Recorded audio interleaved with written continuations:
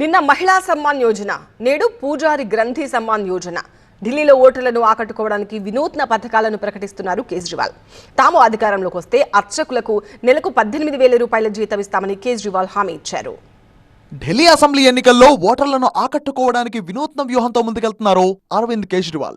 ఇప్పటికే సీనియర్ సిటిజన్లకు సంజీవని పథకం, ఆ తర్వాత మహిళా సమ్మాన్ యోజన, ఇప్పుడు అర్చకులకు నెలవారీ వేతన పథకాన్ని ప్రకటించింది. పూజారులకు నెలకు 18,000 రూపాయలు ఇస్తామని ప్రకటించారు కేజ్రీవాల్.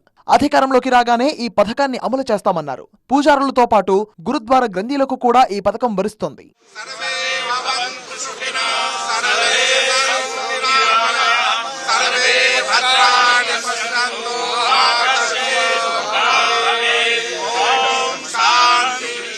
పూజారులు గ్రంథీల జీతాల పథకాన్ని మంగళవారం నుంచి రిజిస్ట్రేషన్ ప్రారంభమవుతుందని కేజ్రీవాల్ చెప్పారు.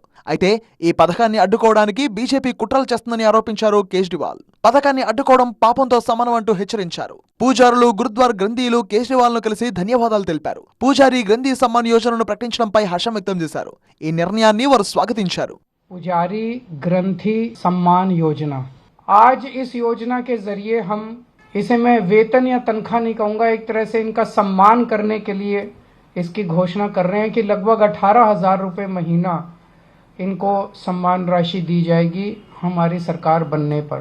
ये देश में पहली बार हो रहा है और मैं उम्मीद करता हूँ कि भारतीय जनता पार्टी और कांग्रेस की सरकारें भी इससे सीख के अपने अपने राज्यों के अंदर पुजारियों और ग्रंथियों के सम्मान के लिए ऐसी योजनाएं लागू करेंगी। इस योजना का कल से रजिस्ट्रेशन चालू होगा।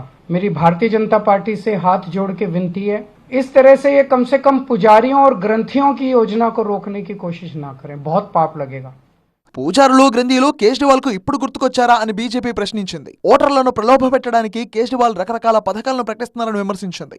మరోవైపు తమకు ఈ పథకంలో చోటు కల్పించకపోవడంపై మౌల్వీలు ఆందోళన చేపట్టారు. వచ్చే ఏడాది ఫిబ్రవరిలో అసెంబ్లీ ఎన్నికలు జరగనున్నాయి. వరుసగా 4వ సారి ఢిల్లీ పీఠాన్ని కైవసం చేసుకోవాలనే పట్టుదలతో ఢిల్లీ ప్రజలపై ఆప్ హామీల వర్షం కురిపిస్తోంది.